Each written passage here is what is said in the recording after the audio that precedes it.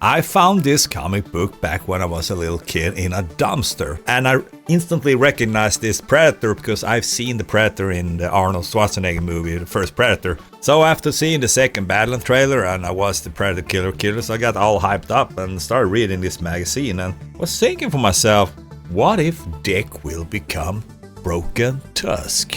We are going to talk about that now, so just sit back, relax, grab something to eat, because this is going to be a really deep dive lore video. Alright. In the Predator universe, most hunters follow a strict and brutal code. You hunt, you kill, you leave. That's the way of the Yautjas. But sometimes one of them changes. And in Predator Badlands, we may be witnessing the beginning of that change. His name is Dick, a silent, calculating predator who already feels different from the rest. And some fans believe we're not just meeting a new character, we're witnessing the origin of Broken Tusk, Trachtenberg, the most honorable predator in the whole expanded universe. Because we saw a predator in the trailer that acted much different than a regular predator. He acted almost like a human. Come to the most dangerous planet. So what do we know about Dick? In the Predator Badlands trailer, Dick is shown stalking a big monster, and also these androids he's gonna start fighting with. He's not acting like your typical Yautjas. There's restraint in his action, in observation in his eyes. And in one of the most intriguing moments, he doesn't kill the female android character on sight. Instead, he seems to study her, like he's trying to understand her. That's already a major red flag for traditional predator behavior, at least. We do know that they can't stand around, study, see if there is actually a prey or there are actually something not worth killing. But here he actually seems to learn from her because she shows empathy, she's helping him, and he doesn't really know what to do with that.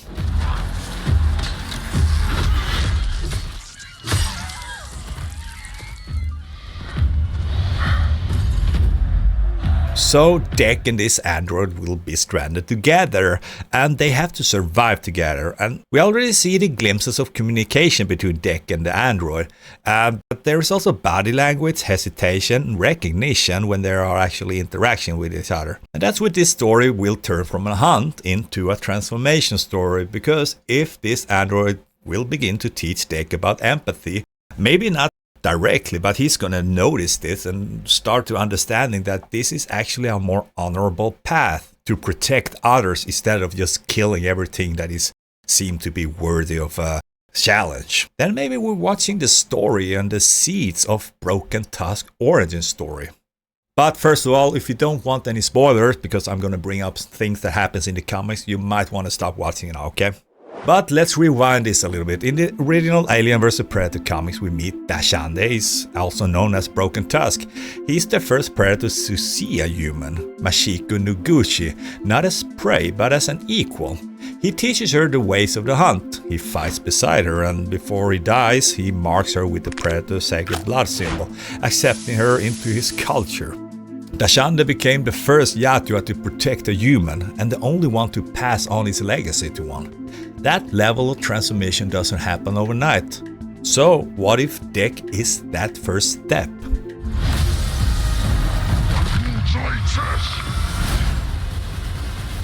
Let's look at the name here as well. Trachtenberg is Broken Tusk's nickname. It translates something close to different mind, or he who acts apart, or different knife. His real name is Jijinde. I think I pronounced it right. It translates to brave one. He doesn't really follow tradition. He hunts differently. He thinks.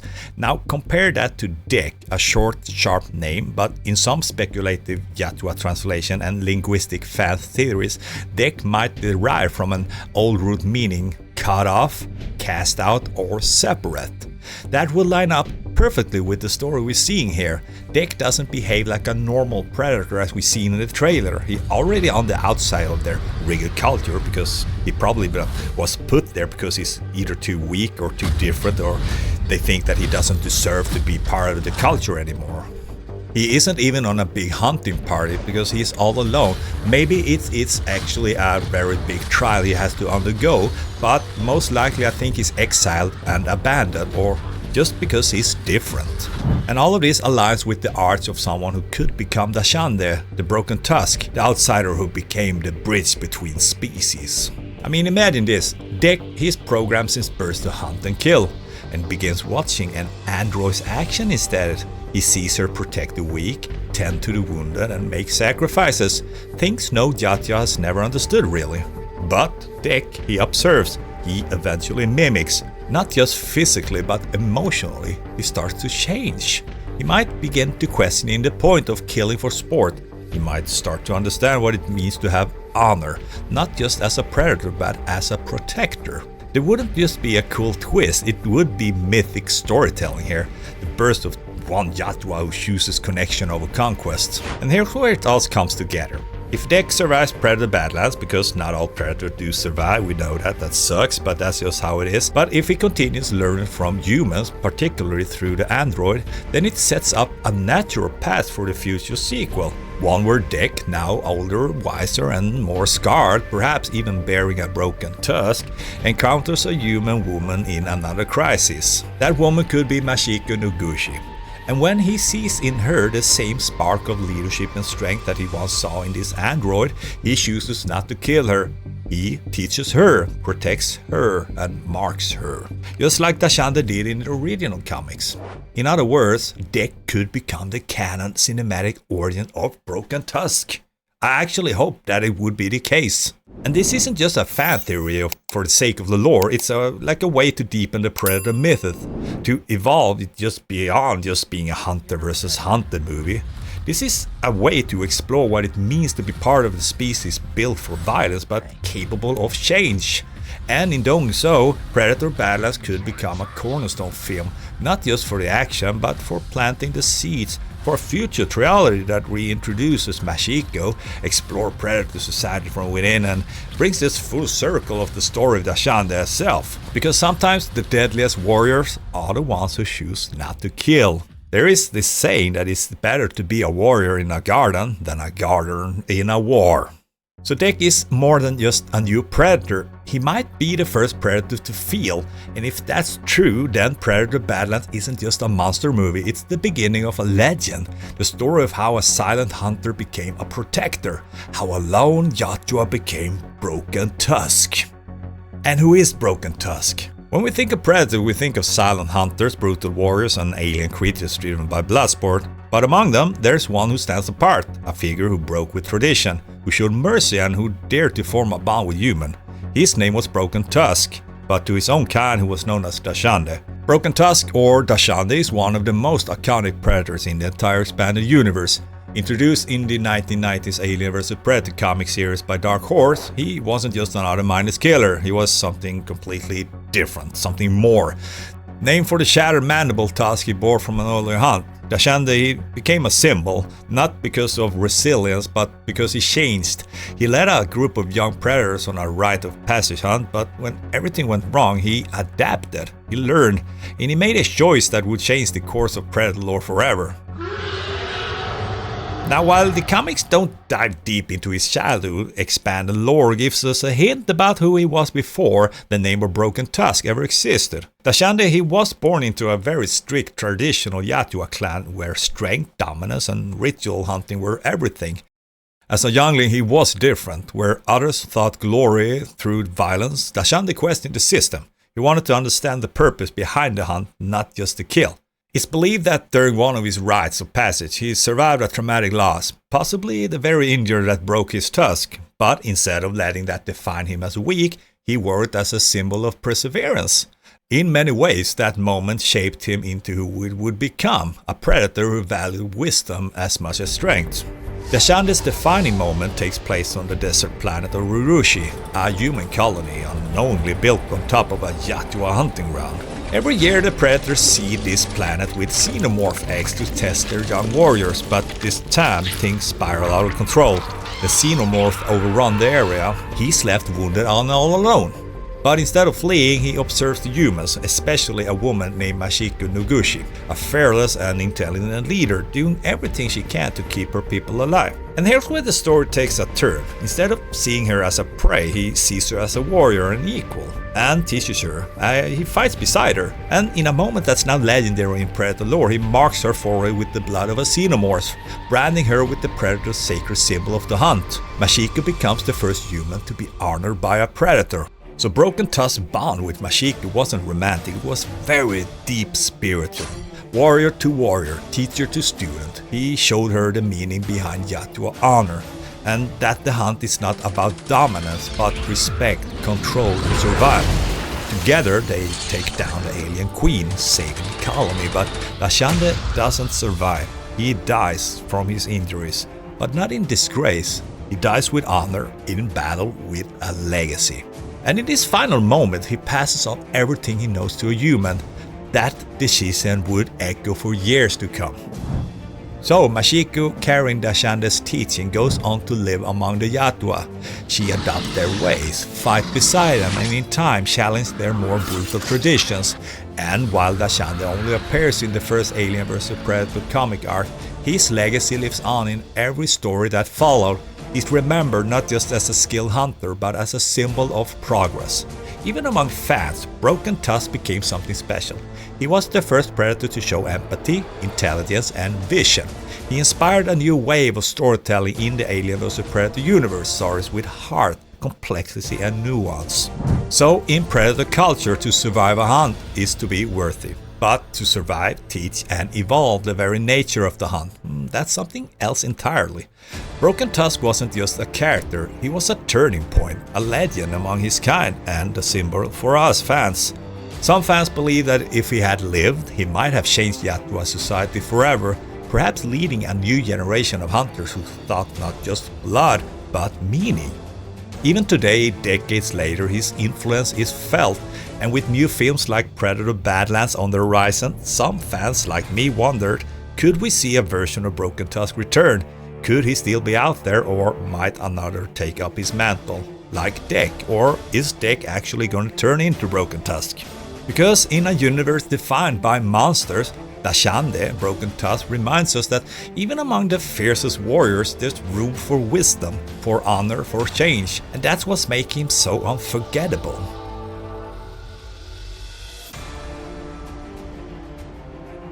So what will the future of this franchise be about? Well, for years the Predator franchise was stuck in a loop. It was more or less just about louder action, more bodies, more killing. But in 2022 something changed. Quiet, more stripped down film dropped and shocked everyone with the simplicity, intensity and elegance. The film was Prey, and the man behind it, Dan Trachtenberg, might just be the director who will save Predator universe from extinction. Because let's be honest, after the original Predator in 1987, things just got messy. We had Predator 2, which moved the story to an urban LA, a bold but divisive follow-up. Then came Alien vs Predator, Alien vs Predator Requiem. It was the Predator from 2018. Each had moments, sure, but most were played by just one core problem. They forgot what made the first film great. The mystery, the tension, the atmosphere, the idea that the Predator wasn't just a monster, it was a presence, a hunter, a shadow, you know. And as the sequels piled on more lore, more weapons, and more fan service, they lost their primal terror that made the original iconic. Then Dan Trachtenberg came along. When Prey released, no one expected much. It was just a Predator prequel, you know, going straight to streaming with a cast of mostly unknowns. And then, boom! Critics loved it, fans embraced it. I was really amazed at how good it was. And suddenly the conversation changed. But what made Prey different? Well, first of all, it was the simplicity. Trachtenberg just stripped the story down to its bone. It was one warrior, one alien, one relentless pursuit. No bloated subplots, no military jargon, no government conspiracies. The movie was set in the early 1700s among the Comanche nation, and Prey did what no other Predator film dared to do. It changed the perspective. It wasn't about big soldiers and goofy moments. It was about pure survival here. No big firepower at all. Naru, the main character played by Amber Midthunder, wasn't a soldier or a chosen one. She wasn't a real underdog. Very clever, observant, underestimated, just like Dutch in the original film. The Predator itself, Trachtenberg really reimagined the Predator design. It was much leaner, more primal, and the creature that felt really more ancient and brutal. Not over-designed, not high-tech, but very much alive. Prey worked because Dan Trachtenberg understands suspense. He knows how to make a scene breathe, how to let the audience sit in silence, feel the environment, fear what's out there in the trees. What we remember from the first film, the intense suspense feeling. You know, because the past film they were shouting, Prey whispered.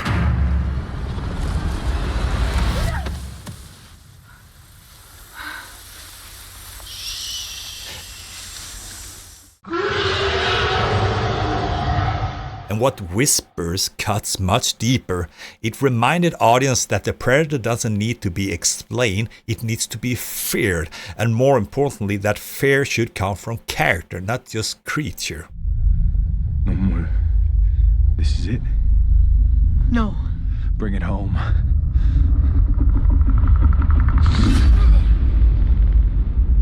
So what about the future here? What will happen now? Now with Predator Badlands on the horizon, the big question is, where is Trachtenberg taking us next?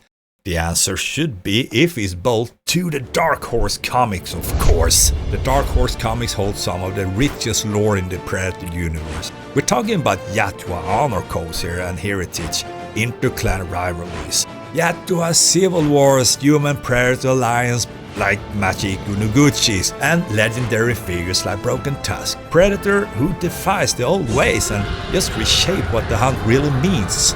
If Trachtenberg chooses to tap into this lore, and early signs suggest he might, then we're on the verge of a Predator cinematic universe unlike anything we've seen. Imagine a trilogy that begins with Deck in Badlands, and Predator who starts to think like a human, then expands into a story about Machiko, the first human to be accepted into Yautja society, and ends with a full-on war between clans, ideals and species. That's not just fan fiction, that's the whole foundation that Dark Horse Comics already laid out years ago, and it's just wanting to be brought back to life. And the thing about Dan Trachtenberg is that he's part of a rare breed of directors who grew up with these franchises as fans, but don't treat them like toys. They treat them like myth. Just look at 10 Cloverfield Lane. It wasn't a real typical alien movie, it was very psychological, very tense and character driven. He takes a genre and adds very much intimacy in it. Or intimacy. Intimacy, I think it's called. With Prey, he proves that he can handle legacy while doing something very fresh. He doesn't overwrite the lore, he adds to it, and more importantly, he lets the story lead. And that's the kind of voice the Predator franchise desperately is in need of.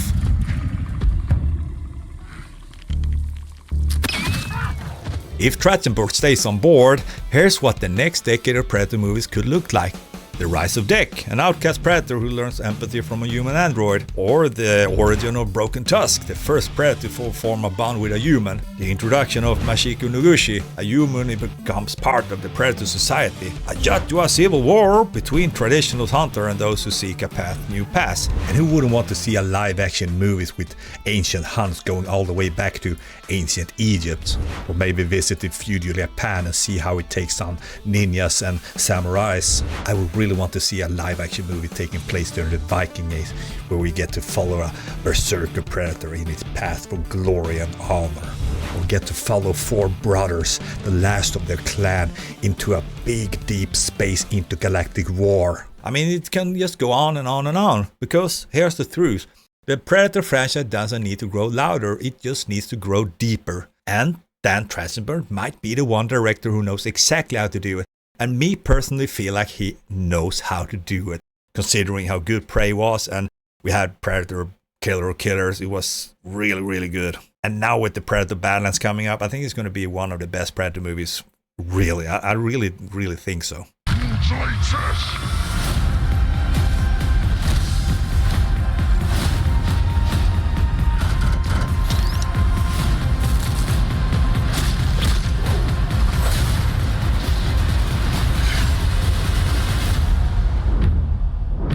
So yeah, the more you dig into it, the more Deck starts to feel like more than just another Predator. From his behavior and body language, to his gear, to how he hesitates before killing. Everything about him echoes to the legacy of Trachtenberg really, and the legendary Broken Tusk.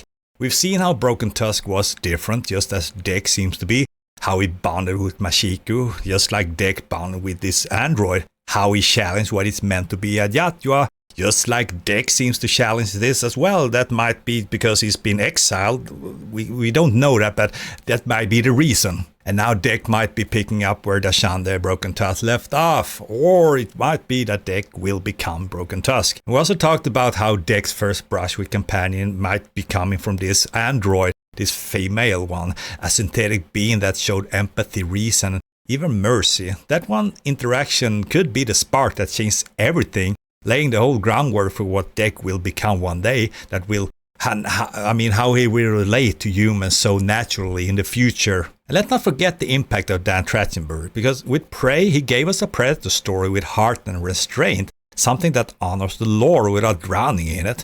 And now with Badlands in the pipeline, and we have Killer Killers as well, we could be witnessing the birth of a new kind of Yautja saga, one that explores how these creatures are beneath the mask, one that embraces characters like Dek and Machiko, and opens the door to deeper world building. But now it's your turn. Do you think that Dek will actually turn into Broken Tusk? Could the android he encountered have been the key to this evolution? Would you like to see Machiko return in some form, or even have the true Dark Horse comic being brought back to life? What kind of story do you think Badlands is really telling, and what's next for the Yautjas? Drop your thoughts and theories below, your wildest predictions, and I'm gonna read them all. I read everything because I love seeing what you guys can come up with and what you think. And if you enjoyed the video here and want more deep dive breakdowns into the Predator lore, alien mythology, or sci-fi storytelling in general, make sure to hit that like button and smash the subscribe and that yellow bell. It helps a ton and keeps the channel going strong. Thank you so much for the support, and seriously, it means the world for me. I'm really happy for all the support you guys will give me. And until next time, stay curious, stay sharp, and remember, it's not always about the hunt. Sometimes it's about who you become when the hunting stops. And with that said, I wish you all a good day. Take care of each other now, and I'll see you later out in the Badlands.